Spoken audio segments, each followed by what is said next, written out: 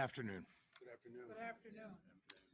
Over the weekend, we received numerous confirmed reports of federal agents from ICE and Customs and Border Patrol abusing their power, intimidating innocent civilians, and waging war on our people.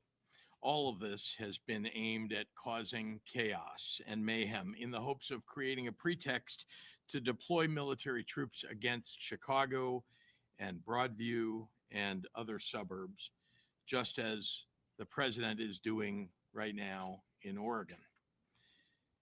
Moments ago, the Illinois National Guard received word that the Department of Homeland Security has sent a memo to the Department of War seeking the deployment of 100 military troops to Illinois, claiming a need for the protection of ICE personnel and facilities.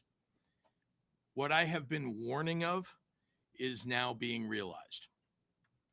One thing is clear, none of what Trump is doing is making Illinois safer.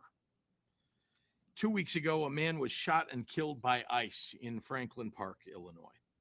Shortly after, ICE issued a statement justifying the killing, saying the federal agent was seriously injured. The Chicago Sun-Times has brought to light that the injuries were, in the agent's own words, nothing major. A man is dead. A community is shaken up. And we are yet again left with more questions than answers. On Saturday, federal agents wreaked havoc on the village of Broadview, a small suburb west of Chicago with 8,000 residents. I want to recognize Broadview Mayor Katrina Thompson, who is here today, and thank her for her strong and vocal leadership on behalf of her community. I also want to thank Broadview's police chief, Thomas Mills, for his steady leadership and partnership with state and surrounding local law enforcement. In Broadview, people nonviolently holding signs and chanting against brutality, expressing their First Amendment rights, have been regularly attacked with chemical agents like tear gas, pepper spray, rubber bullets, and flashbangs. Agents reportedly unholstered their guns and pointed them at protesters. In their own words, ICE intended to unleash, quote, a shit show in the Broadview community.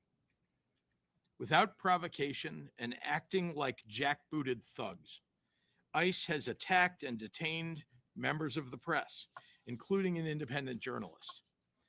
A CBS Chicago correspondent had chemical munitions fired at her car where there were no protesters in sight.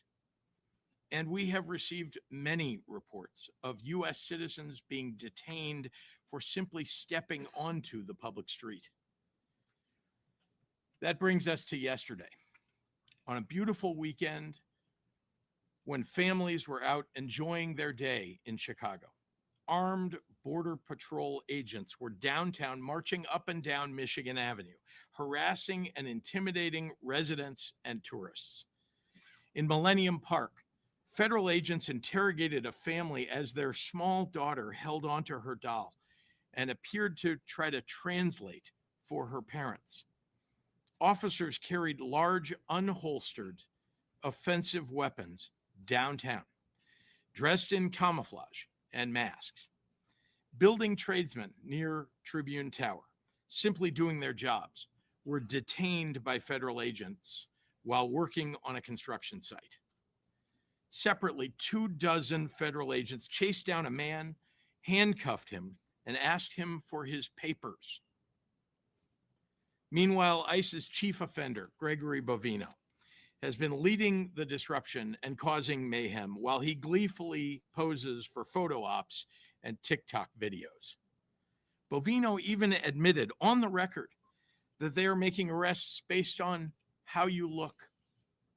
Based on how you look. How you look. That's the baseline. They're not targeting violent criminals or gang members. They're arresting tamale vendors and delivery men and shaking down families. Donald Trump and Kristi Noem and Tom Homan said they were targeting the worst of the worst criminals. They lied, and they continue to lie. 60% of the individuals that ICE has taken in Illinois this year have no criminal convictions of any kind. ICE is running around the loop harassing people for not being white. Just a year ago, that was illegal in the United States. Now, ICE is making it commonplace. That's not making America great. In any other country, if federal agents fired upon journalists and protesters when unprovoked, what would we call it? If federal agents marched down busy streets, harassing civilians and demanding their papers, what would we say? I don't think we'd have any trouble calling it what it is: authoritarianism. So let's not pretend it's something else when it happens in our American cities. The MAGA Republican supported invasion of Portland and Chicago and LA and Washington, D.C. is not making us any safer. Instead, it is putting our people in danger. This is an attack on neighborhoods, on lawful residents, on U.S. citizens. That's not preventing crime, as Donald Trump claims. That's threatening public safety. But as I've said many times, for Donald Trump and the MAGAs in Congress, this is not about fighting crime or about public safety. This is about sowing fear and intimidation and division among Americans. It was about creating a pretext to send armed military troops into our communities. This is about consolidating power in Donald Trump's hands. What he plans to do with that power, now or during the 2026 elections, should worry all of us. When you add to that the Trump administration's effort to label as dangerous free speech critical of him, White House senior staff calling the Democratic Party fascist, the Trump-appointed FCC chair threatening to revoke broadcast licenses and the approval of a merger in order to silence late-night comedians, Trump's threats to jail political opponents. You cannot call this anything except an attack on the Constitution of the United States. But let's also talk about what he's doing to the economy with all these attacks on our communities. Our small businesses suffer when our residents and visitors who are shopping and eating are made to feel unsafe by the jackbooted thugs roaming around a peaceful downtown. Parents are now scared to send their kids to school for fear the troops will grab their children. Students are afraid they'll come home and find their parents have been disappeared by ICE. This is no way to live. We are here together today, elected officials, business leaders, the faith community, law enforcement, educators, community organizations, united in our opposition to these flagrant abuses of power by the federal government. With one voice, we are telling this unwarranted and unconstitutional occupation by ICE and potentially by military troops to get out of Chicago. You are not helping us.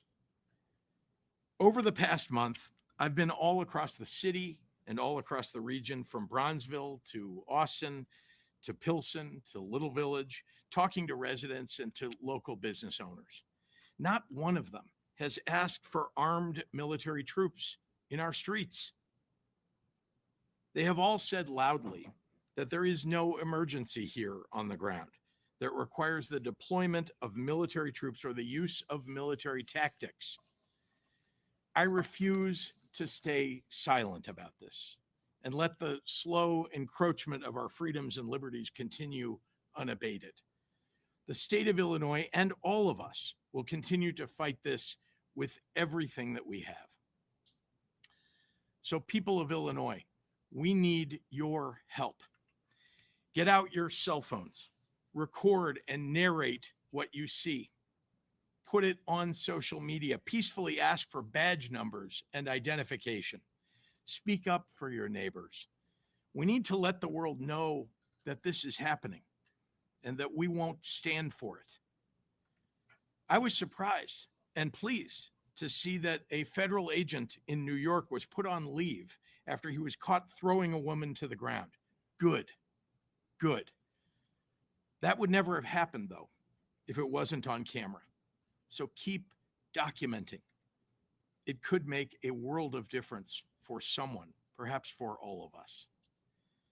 I look forward to taking your questions, and right now I'd like to hand the microphone over to Mayor Brandon Johnson. Mayor. Thank you, Governor. Of course. Thank you, Governor, and good afternoon, everyone. Good afternoon. I'm grateful to all of the elected leaders here, the community, business, and faith leaders that are joining us today. Many Chicagoans were shocked and appalled to see videos of heavily armed, masked federal agents in our streets yesterday. The reality is that this stunt has nothing to do with public safety. This is about politics, money, and power. The president is using his militarized force the exact way he intended to advance his political goals. He wants to militarize our cities, whether that's through ICE or through the National Guard or United States Army or Armed Forces. He wants to provoke conflict so that he can use this as a pretext to send even more federal agents into our city. What we saw yesterday was an absolute disgrace. Families, visitors, everyday Chicagoans were out enjoying our city, and they were met with dozens of heavily armed federal agents aiming to strike fear in our communities. They targeted street vendors and construction workers, just trying to make an honest living. They made a little girl act as a translator as they took her family into custody. These are heartbreaking scenes that have nothing to do with making our city safer. My question to these masked, heavily armed individuals is simple. What could you possibly need an automatic weapon for? The only plausible explanation is that their aim is not to carry out their duties, but instead strike fear in our communities. If you are following the law, if you are in accordance with the Constitution, if you have a criminal warrant, then there is no reason to cover your face. This comes on the heels of the revelation that was reported on MSNBC that Tom Homan, the so-called border czar, accepted a $50,000 bribe from undercover FBI agents in exchange for lucrative detention center contracts. So let's call it what it is. Tom Homan sold out the American people for $50,000 in cash. And that's why I'm calling on the federal government to appoint an independent investigator to review every single contract in the city of Chicago, the county, and the state related to any ICE detention centers. The people have a right to know if these contracts are legitimate or if they were granted as a result of outright bribery and corruption. As of last week, 72% of those held in ICE detention have no criminal record. And of those with a criminal record, many are for traffic violations and misdemeanors. The Trump administration's detention campaign is not for public safety, it is for profit. More than 90% of the immigration detention centers are run by private and for-profit corporations. The Trump administration has already engaged in no-bid contracts with private prison contractors across the United States. Executives at private prison firms are calling this a gold rush, as their stocks have soared by as much as 80%. In May, the CEO of a private prison corporation told investors, this is a quote, truly one of the most exciting periods in the history of the company. One company estimated that they could make as much as $400 million of taxpayer money per year from private detention. Another said that it could make as much as $1 billion in additional revenue. The two largest private prison corporations gave President Donald Trump at least $2.8 million for his re-election campaign. And this is the agency that Trump and Republicans just handed $170 billion, a blank check with little to no oversight. The money that Republicans gave to ICE is more, there's more funding given to ICE in this last budget that has been allocated for police departments at state and local governments in all 50 states, including the District of Columbia combined. Let me say that again. Trump gave his personal militarized force more money than all other local and state police funding combined. And the guy they put in charge of that funding was bought for $50,000 in cash. They are lining their own pockets and the pockets of the executives of small number corporations, to a small number of corporations. I've spoken with parents in Pilsen, Little Village, spoken to business owners on Devon Street, elders in Uptown who are too scared to take their children to school. We're losing business and they're too afraid to even attend church because of their legal status. They're afraid of the reckless actions that they have seen. And this is not being tough or patriotic. To throw a crying mother to the floor who just wanted to be reunited with her children, it's abominable. It's not law and order to body slam a 79-year-old business owner, an American citizen, for trying to produce the papers of his employees. And there's nothing brave about firing pepper bullets with chemical agents at a Chicago CBS reporter for simply showing up to do her job. Greg Bovino, who spends countless taxpayer dollars on TikTok videos of himself, was in charge of the operation in Los Angeles, where a 15-year-old kid, an American citizen with disabilities, was handcuffed and held at gunpoint by ICE. His family is now suing.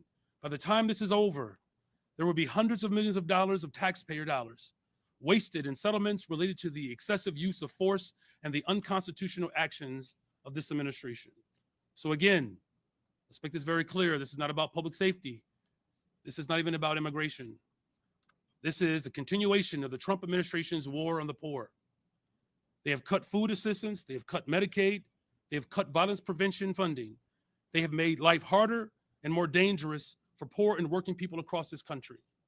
They have declared war on poor on behalf of the ultra rich, so they can simply funnel our tax dollars to a small handful of billionaires.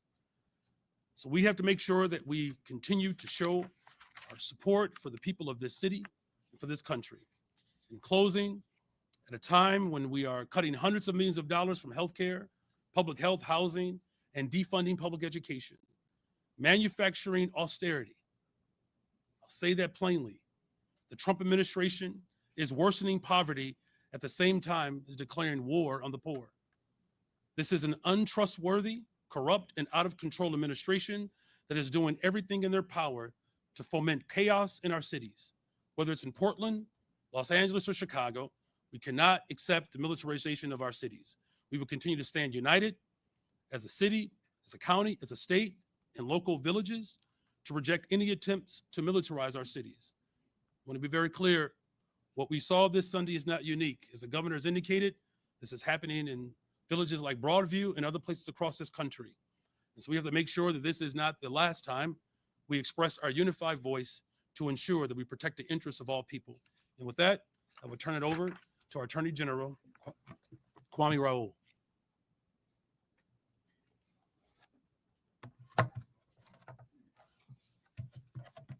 Thank you, Mayor. Governor, thanks for convening us.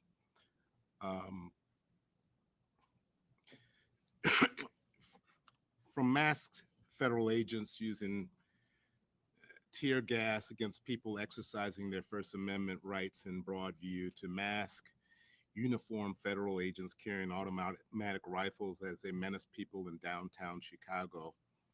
Downtown Chicago, which is well patrolled by both the Chicago Police Department and the Cook County Sheriff's Office.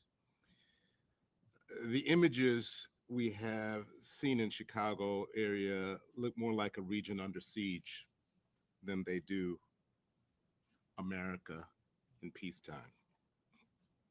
If it was not clear from before, it should be plain now. The president's goal is to sow chaos, instill fear in Chicagoans and the American people at large. It's also clear that this has never been about fighting crime. Let me state clearly, I am not averse to the President of the United States wanting to be helpful in fighting crime in American cities. I'm not averse to federal law enforcement agencies contributing to fighting crime in American cities. In fact, we have had a great history of collaboration with those federal law enforcement agencies that are trained to fight crimes on the local level. However, if the president were sincere about fighting crime, he would devote more resources to those federal law enforcement agencies with whom we have partnered with, which we have had a great working relationship with, instead of either cutting their budgets or reassigning their agents to doing immigration work instead of crime fighting work. He would not be cutting funding from community violence interruption. He would not be depriving victims of crime of the resources they need based on unrelated immigration criteria. Instead, he's federalizing the state of Oregon's National Guard. And as the governor laid out, he's following the same pattern that he followed in Oregon, and we just received a memo, same steps that were followed in Oregon. The mobilization of the military isn't just an ineffective strategy to address crime, it is illegal. That is why I stand in solidarity with my colleague, Oregon Attorney General Dan Rayfield. We've been in contact over the weekend as well as earlier this morning, who filed lawsuit yesterday against the Trump administration's mobilization of the National Guard there. The 10th Amendment preserves states' sovereignty to enforce state laws as they see fit. The Posse Comitatus Act, as I've stated before, limits the federal government's ability to use the military for domestic law enforcement. A judge in California recognized that fact earlier this month. And the militia clauses of the United States Constitution give Congress sole authority to decide what factual circumstances allow the president to federalize the National Guard. They don't exist here. The president has failed to establish that any of the legal prerequisites exist for his efforts to federalize the Guard. Which is why litigation challenging these efforts is now pending in multiple courts. And if the evidence follows, if the pattern follows what we've seen in Oregon, he should expect a legal challenge here as well. As a matter of fact, this afternoon, we're filing a lawsuit challenging the administration's unlawful reallocation of more than $100 million in public safety and disaster relief funds away from Illinois and other states around the country. These funds under the Homeland Security Grant Program help states protect against acts of terrorism and are a critical source of money for networks of police departments, fire departments, emergency services, and public works departments across the country. In this latest action by the administration, the cut to Illinois funds alone is over $30 million. None of this chaos and none of these acts make us safer. To be clear, our U.S. Constitution is still the law of the land. It is generally unlawful for people to be subject to detention or search without probable cause or reasonable suspicion to believe that a crime has been committed. Due process is still required when someone is deprived of their liberty. The First Amendment still protects the right to free speech and peaceably and lawfully assemble, which includes the right to express one's views, even if those views are critical of government policies and how they're being carried out. That said, it is important to note that protesters must also comply with applicable laws. For example, the First Amendment does not allow for protesters to assault, intimidate, interfere with an officer of the United States government or local government while they are engaged in their performance, or to obstruct or impede federal civil immigration vehicles or enforcement operation. Clearly, this deployment of the federal officers into our well-policed central business district is meant to provoke Chicagoans. What the president is hoping to do is foment chaos by inciting out-of-control protests. So I urge Illinoisans, don't take the bait. There is no emergency in Chicago. Don't help him create one. Exercise your First Amendment rights, but do so peacefully, without violence or destruction of property. If you see what you believe to be civil rights being violated, use your phone or camera to document it, to bear witness. My office is monitoring these images, and so are legal and civil rights organizations around the city, the state, and the nation. I'm here to say that no president can flout the Constitution. The rule of law matters in the state of Illinois, and we will not hesitate to preserve it. This time, I'd like to pass the mic to County Board President Tony Pritzker.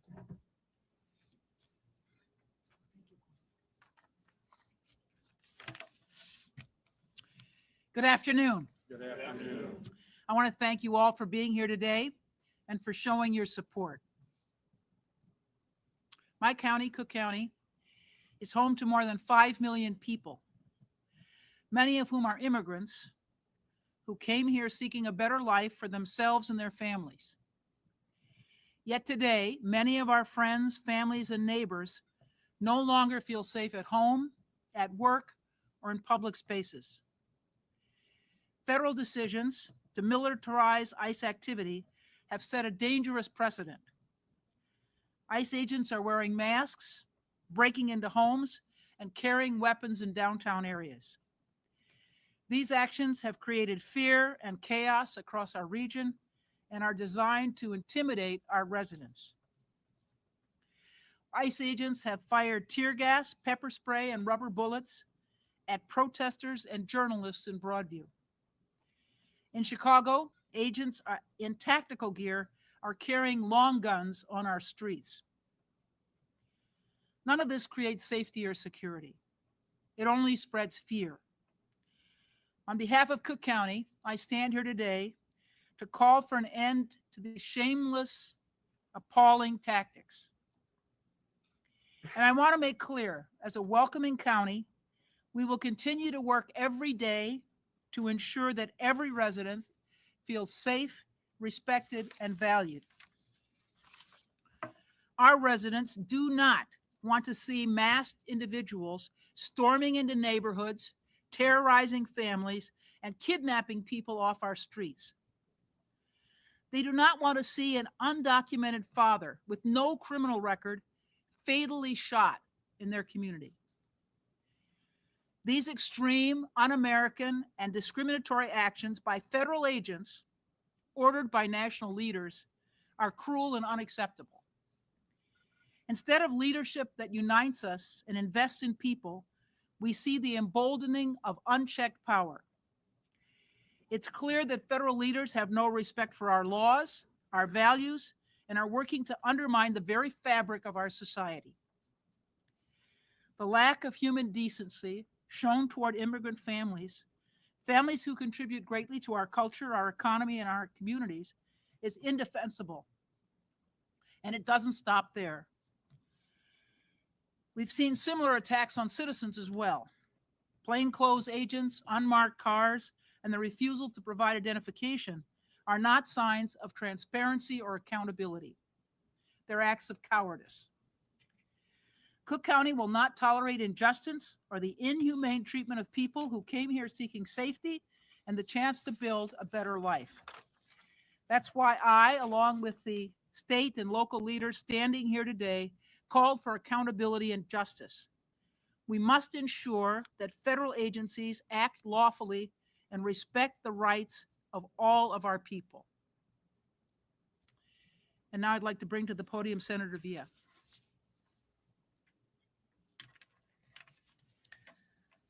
Good afternoon. Good afternoon. I am Karina Villa. I am the state senator of the 25th Senate District. I serve as the Senate chair of the Illinois Legislative Latino Caucus, which is made up of 17 legislators from across the state. We are here to say Illinoisans will stand together and our state will not be intimidated. Donald Trump has militarized agents. He has sent them to our suburbs like my hometown of West Chicago, to Broadview, and now to our peaceful streets of downtown Chicago.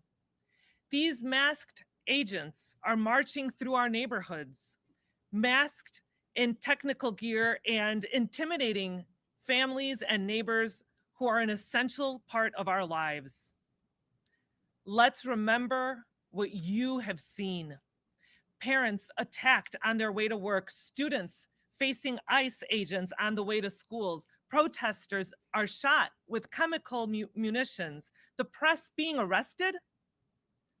What we are seeing is the First Amendment rights, our First Amendment rights, being eroded by an authoritarian administration determined to dismantle dissent. This is not safety. This is persecution. The Illinois Legislative Latino Caucus stands united with Governor Pritzker and leaders at every level, demanding answers about the stolen life of Silverio Villegas Gonzalez and so-called Operation Midway Blitz.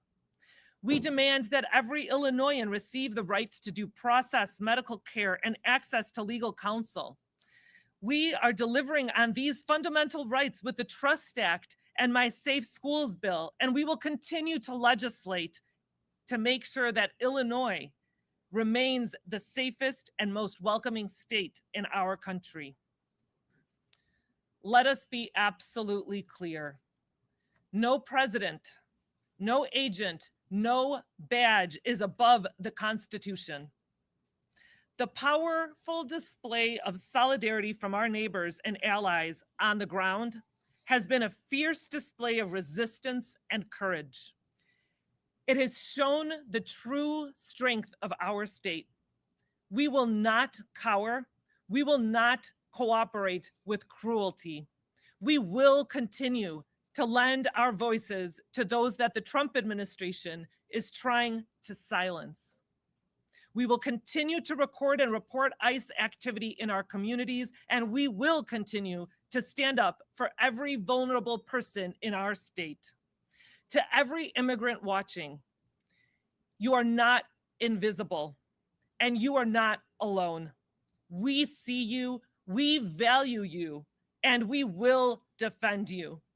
These are our cities and this is our state. We will not back down. Ahora en español. Buenas tardes. Soy Karina Villa, senadora estatal del Distrito 25 y líder del Caucus Legislativo Latino en Illinois. Somos compuestos de 17 legisladores en todo el estado. Estamos aquí para decirle a los residentes de Illinois que estamos unidos y esto es nuestro estado y no nos vamos a dejar intimidar. Donald Trump ha mandado agentes militarizados a nuestros suburbios, como mi ciudad de West Chicago, a Broadview y ahora dentro de las calles de Chicago.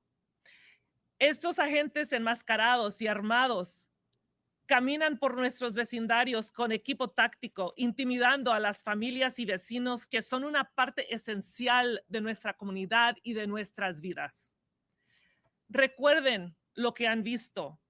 Padres atacados caminando al trabajo, estudiantes enfrentándose a agentes de ICE cuando van a la escuela, manifestantes gaseados y disparados con municiones químicas, periodistas arrestados y nuestros derechos constitucionales debilitados por un gobierno federal autoritario decidido a silenciar a quienes piensan diferente. Esto no es seguridad, esto es persecución. El Caucus Legislativo Latino de Illinois se mantiene unido con el gobernador Pritzker y con líderes a través del estado de Illinois a todos niveles para exigir respuestas sobre la vida robada de Silverio Villegas González y sobre la llamada Operación Midway Blitz. Exigimos que toda persona en Illinois tenga derecho al debido proceso, atención médica y acceso a representación legal. Estamos cumpliendo con estos derechos fundamentales a través de la ley Trust y mi proyecto de ley, las escuelas seguras. Seguiremos legislando para que Illinois sea el estado más seguro y acogedor en el país para inmigrantes. Que quede absolutamente claro. Ningún presidente, ningún agente, ninguna insignia está por encima de la Constitución. La poderosa muestra de solidaridad de nuestras comunidades y aliados ha sido una valiente expresión de resistencia y coraje. Ha demostrado la verdadera fuerza de nuestro Estado. No nos vamos a cobardar, no nos vamos a colaborar con la crueldad.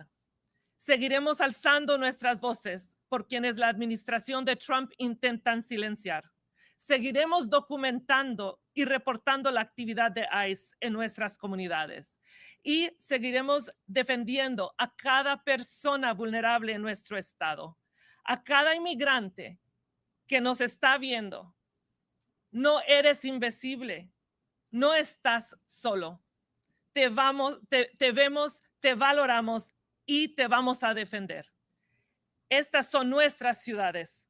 Este es nuestro estado. No nos vamos a rendir. Y ahora le paso el micrófono a Ere Rendón. Gracias. Buenas tardes. My name is Erendira Rendon. I'm Vice President of Immigrant Justice at the Resurrection Project. For 29 days, the immigrant community, particularly the Latino community, has been under attack. This weekend marked another dangerous escalation in the assault that is happening in our communities. DHS has admitted to members of the press that they are making enforcement decisions based on racial profiling, based on class, based on how we dress, and based on the language we speak. If you look like me, you are in danger. On Sunday, in back of the yards, ICE officers violently arrested 3 U.S. citizens on baseless charges simply for exercising their constitutional right to free speech. DHS terrorizes and showcases our pain on social media. These high visibility enforcement actions are designed to feed a media narrative that says that immigrants are the threat. But we know the truth. Immigrants power our economy. Immigrants keep prices down. Immigrants feed us. Immigrants build your homes. Immigrants, we love our families. Whew. Take your time. An attack on us is an attack on all of America. This weekend's attack on workers and on families, children were arrested this weekend. It's just the pattern of escalation that we've been seeing in our communities. It's just that it happened downtown. Right now in Broadview, there are 200 people in a place that is not a detention center. They are being held in inhumane conditions. There are no beds. There are no showers. There is limited food. They order children's meals from Subway to eat. We are not allowed to speak to any of our clients that are held in that facility. It is a black hole and people go missing for days. People are being forced to sign their voluntary departure forms and their families are being denied access to them. DHS agencies continue to act with no respect for the law, defying court orders and attacking our community members, our faith institutions, and everybody who is protesting. There are over 60 organizations actively working to defend our communities. The Illinois Coalition for Immigrant and Refugee Rights, leading all rapid response in the hotline. The rapid response folks are our heroes. The National Immigrant Justice Center, who last week filed a lawsuit to uphold the Constitution, and dozens more. Since September 1st at the Resurrection Project, we have received over 320 requests for legal assistance. These are undocumented residents, green card holders, and 2 dreamers with DACA. And now even citizens are being arrested. This should concern every single person. I am grateful to Senator Pritzker and to all of our elected leaders who have made Illinois a safer place for us to live, even though right now we are under attack. And our message to all immigrant community continues to be the same.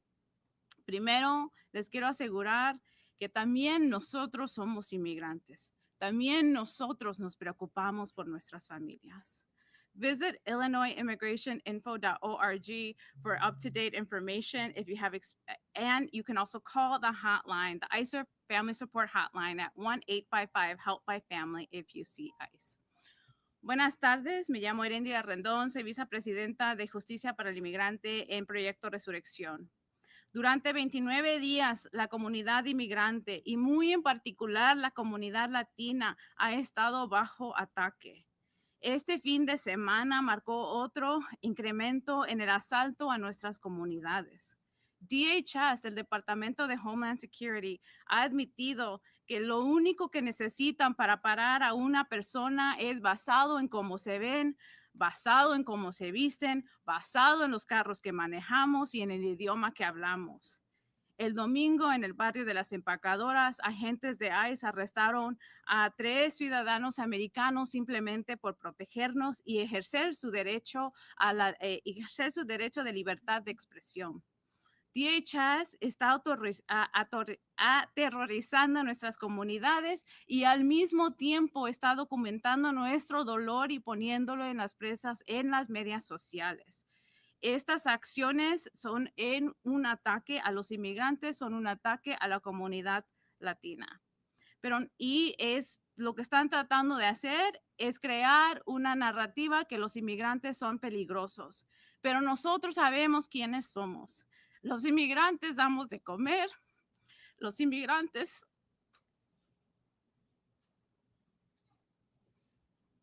You got it. That's all right. Take your time.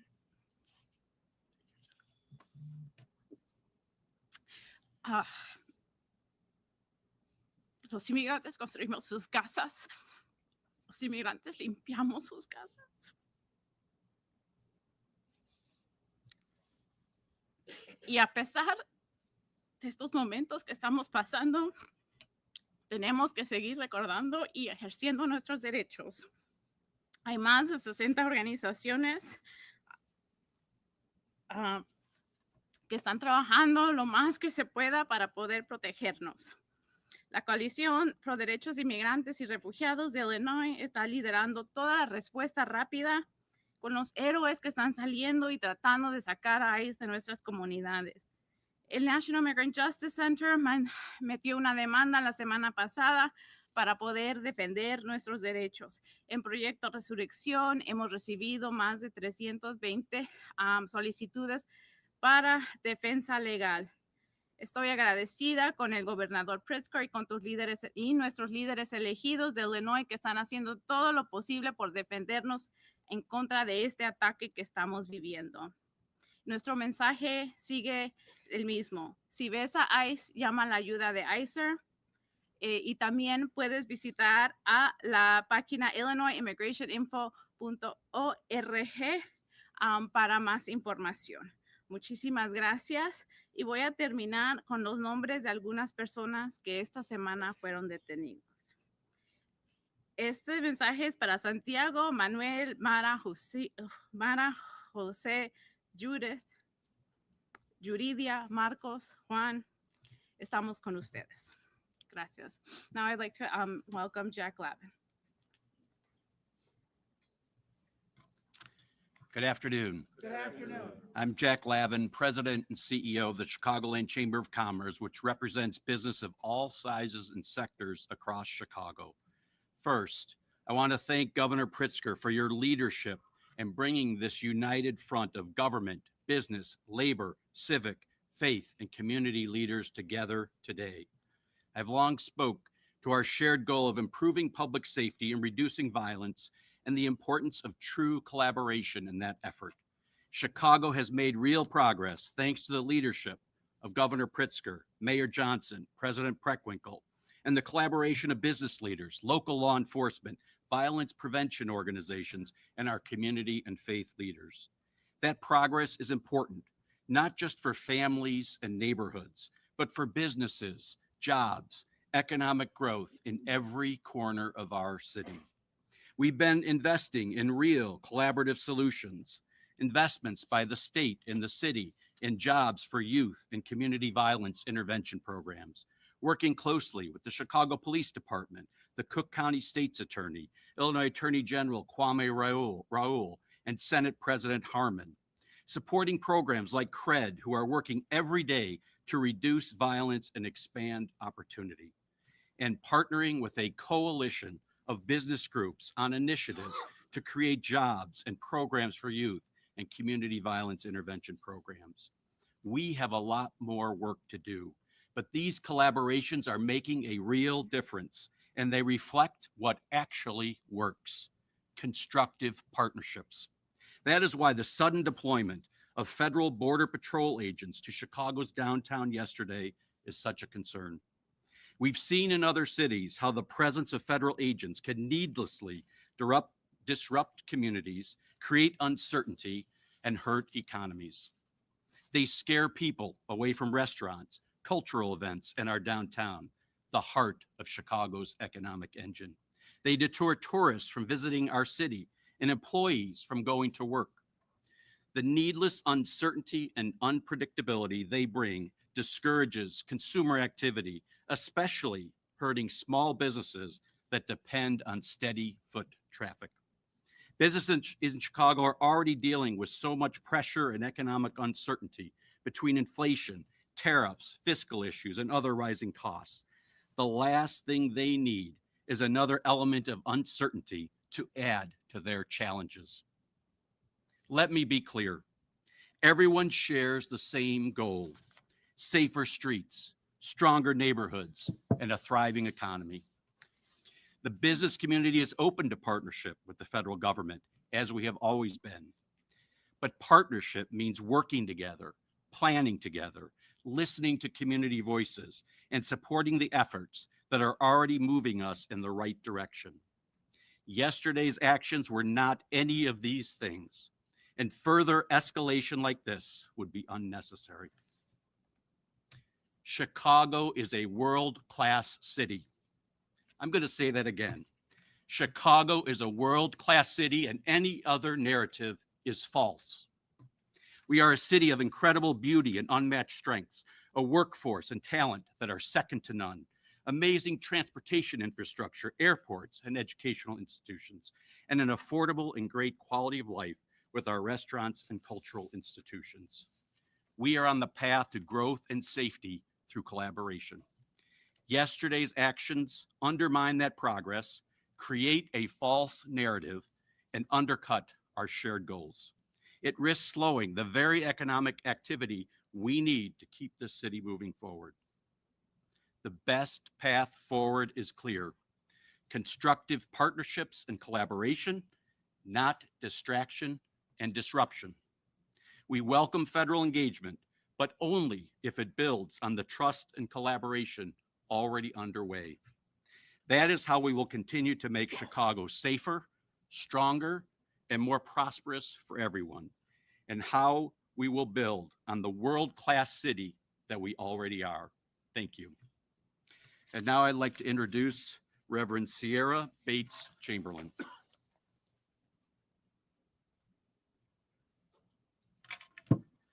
Good afternoon. I'm Reverend Sierra Bates Chamberlain with Live Free Illinois, where we organize with faith communities across the state. The federal government has persistently poured billions into harming and victimizing U.S. citizens and undocumented survivors alike. Let's be clear. In this country, we have constitutionally protected freedom of speech. To target, track, and criminalize protesters, people exercising their right to speak out against injustice is nothing less than an attempt to drag this nation toward an authoritarian rule. And hear me when I say, we will not allow it. This is not about safety. This is not about immigration. This is about wolves in sheep's clothing, quoting scripture while pushing a dangerous Christian authoritarian agenda. Very similar to another Christian nationalist leader named Vladimir Putin. This agenda is nothing more than a strategy designed to divide, dominate, and destroy. Every Illinoisan, every American must see the truth. This is not a migrant issue. This is a battle for the very soul of our country. So let us rise, let us resist. The weapons of our warfare are not of human origin. They are mighty through God to pull down strongholds. Let us protect one another and defeat hate with unshakable love. Because as Pastor Michael McBride would say, a disorganized truth cannot defeat an organized lie. So let's organize. Let's unify, let's mobilize, and together we will beat back evil, defend our democracy, and claim the future that our children deserve. Thank you. And with that being said, I will return it back to Governor Pritzker. Thank you, Reverend. Happy to take any questions from members of the media. Tina. What do you see as military troops? Is that specifically National Guard? Could it be something else? And then are you seeing any lessons learned from Portland? So it's unclear what troops are being requested or potentially could be sent by the Department of War. So that's the answer to the first question. I think, as you've heard, I mean, these are unnecessary.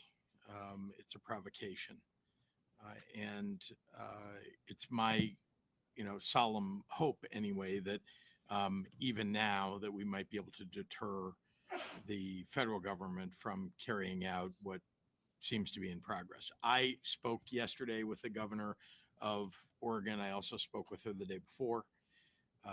We shared what was happening on the ground here, what's happening on the ground in Oregon. This is what happened yesterday afternoon. That is, they received word that a memo had been sent to the Department of War by the Department of Homeland Security, and we see things moving in that direction in Oregon. Unclear yet what the next steps might be with regard to the city of Chicago. Let me be clear. They're not communicating with the city of Chicago, with the state of Illinois, with Cook County, with Broadview, with anybody. They are going at this because, I don't know, Greg Bavino is putting up his TikTok videos, and it's giving a misimpression of what's happening on the ground. We have peaceful protesters, as they have all across the country, by the way. People are peacefully protesting. And we have, in response to that, chemical agents being fired at people. Indeed, people who are doing nothing more than sitting in their cars. Reporters being detained. So the provocation is coming from ICE, and with clear intent to have the federal government send military troops. Yes, Chris. Governor, this is for you and or the mayor of Broadview, Mayor Thompson, if she'd like to take it. But I just want to get a sense so that viewers and listeners right now understand. When journalists like my colleague in the CBS Chicago newsroom was targeted yesterday, or struck yesterday. What message do you read into that? And what specifically is being done to protect journalists and protesters in Broadview now that we've reached this flashpoint?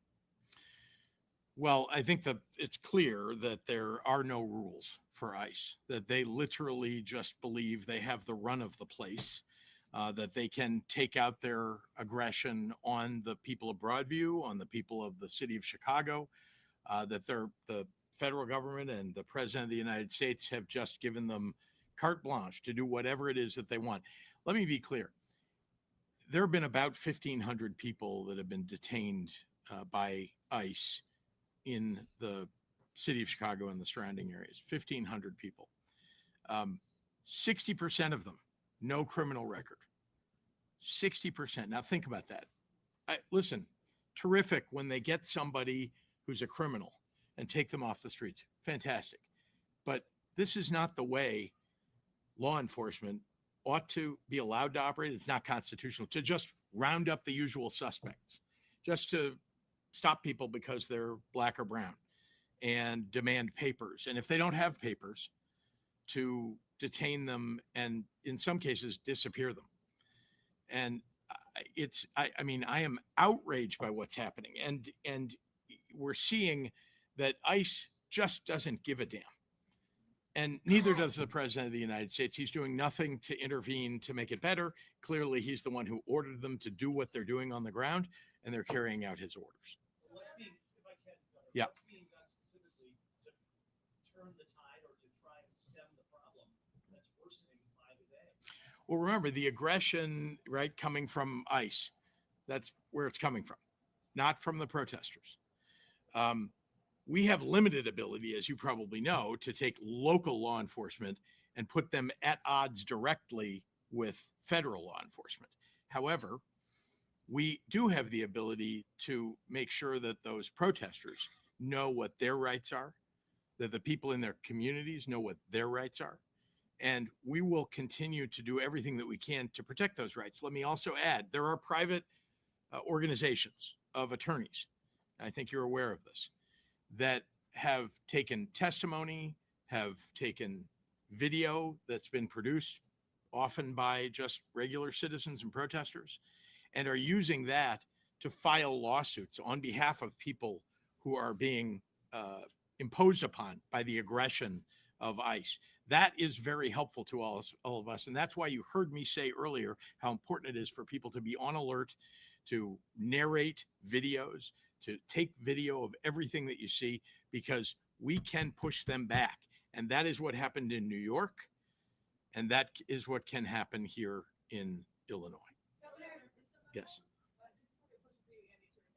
Is the memo enough to warrant a lawsuit? Is that, sort of a next steps kind of situation? And also, I guess, along with that, is there any sort of timeline on when we could see troops in Chicago? I'll turn it over to the Attorney General to give you the official legal answer. A memo is not enough, but I know that there are actions in waiting and a lawsuit potentially in waiting. So.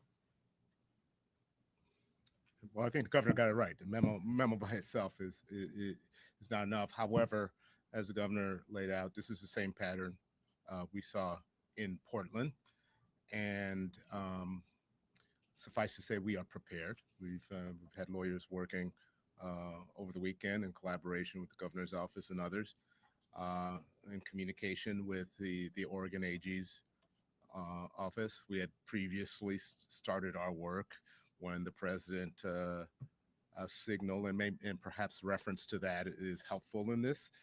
There was previously a signal that they were going to send National Guard in a month or so ago.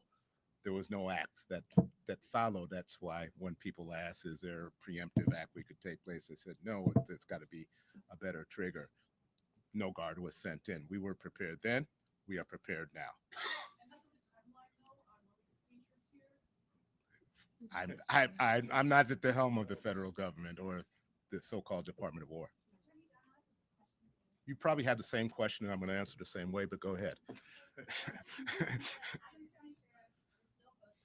I don't do my investigations in the press. Thank you.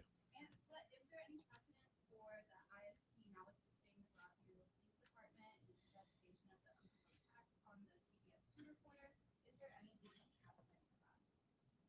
Is there a legal precedent for what?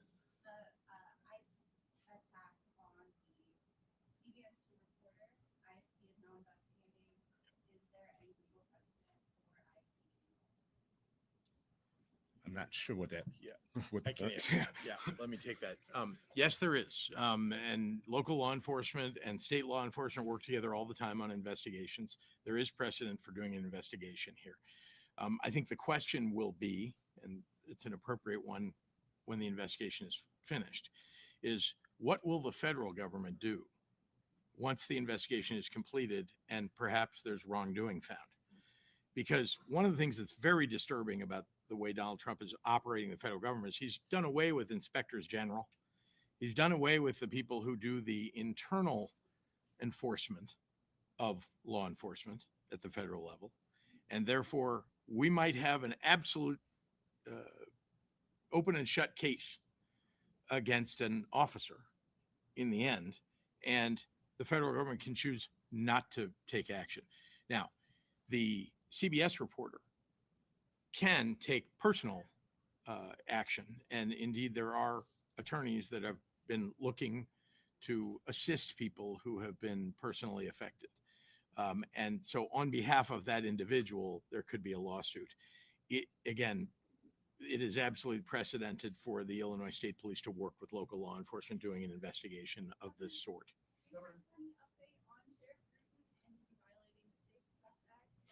Other than that, the Attorney General's office is doing an investigation. Yep. Sorry. I'll give you a little bit more than I gave you last time. We are in touch with Sheriff Gruton, and we're going to be having a conversation with him. And that's all I'm going to give you.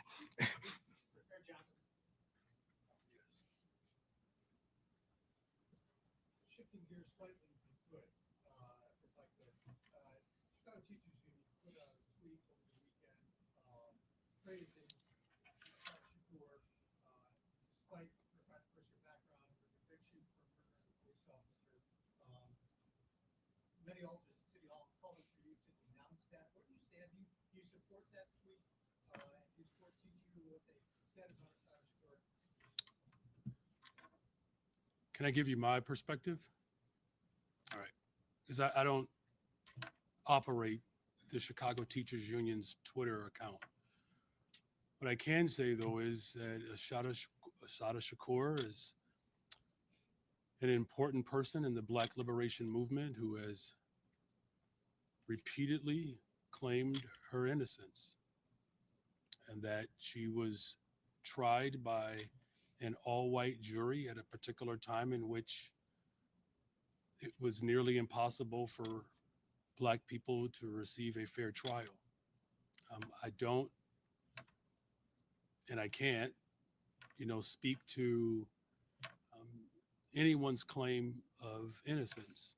I certainly do not condone any acts of violence, but at a time in which it has become even increasingly clear, and we're dealing with this today, where it is commonplace for Black people to be wrongfully convicted. And so it is incumbent upon us to, recognize that we are still dealing with the sins of our foreparents, of which the city of Chicago is paying hundreds of millions of dollars to respond to individuals who were tortured and forced into false confessions. So as an important part of Black liberation, as an activist, may she rest in peace. Mayor John, what was your?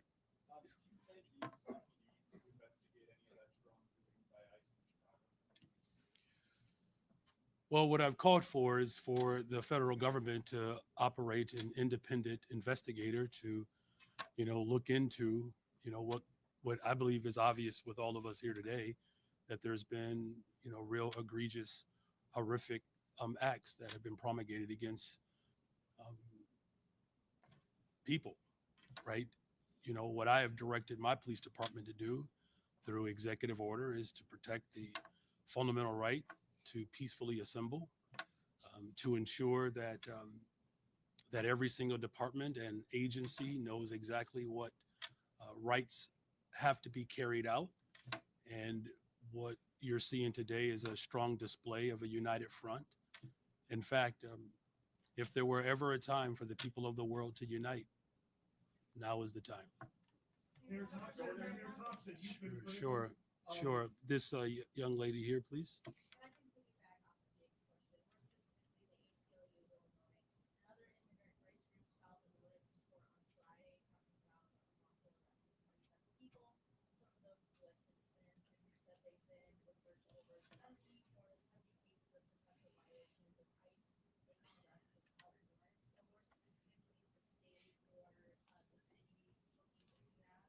Well, look, I can speak candidly here that, the Attorney General, my corporate counsel are in regular conversations around ways in which, we can litigate, these acts.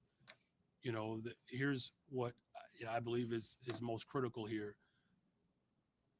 As an entire state, from the state to the county to the city to our local municipalities, our community organizations, our faith and business community, we are all very clear that what this president is doing has certainly stepped outside of the bounds of the Constitution.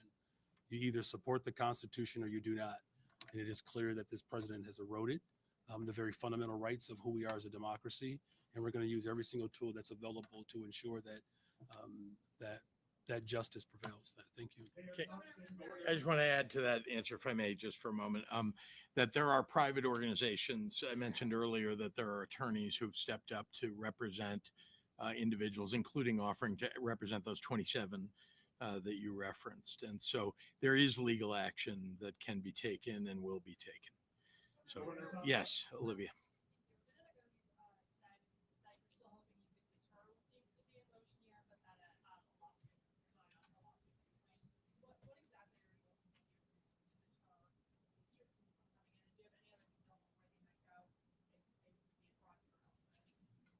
We don't know where there will be posted.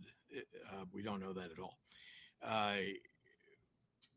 My hope is that the unanimity, the show of a broad swath of the city of Chicago, the state of Illinois, standing against what the federal government is attempting to do here will once again deter them from sending military troops. I have over and over said, if you want to help us fight crime, we work all the time with FBI to fight gangs and DEA to fight drugs and ATF to fight guns. And they need help, the local offices of those federal agencies. And we would like more of them to be available to help us to go after real criminals. And so if you want to help us, that's how you can do it. And I've said that many, many times. Sending military troops who do not know how to do law enforcement, claiming it's about law enforcement. In Oregon, I might add, they're saying, as we think they will do here, right, they would come to protect ICE facilities and ICE personnel. But that is a pretext, again, for bringing troops into the city, for normalizing the militarization of our cities. And we just won't allow that. I mean, we believe that standing up, speaking out, calling on the citizenry to protest, that all of that does have a real positive effect on the question of whether they will ultimately decide to either send them or increase the number after they send some military troops. But all of us should recognize this is a violation of the Constitution. I mean, that is what they're headed for. That is what we are standing up here and decrying. And in the end, they are hurting our state, not helping. They're hurting our state. And again, you've heard it from a swath of people, and there are others who haven't been able to speak, who would, I think, back up everything that each of us has said and have more to say about how this is negatively impacting the people who live in our neighborhoods. We're doing everything that we can legally do.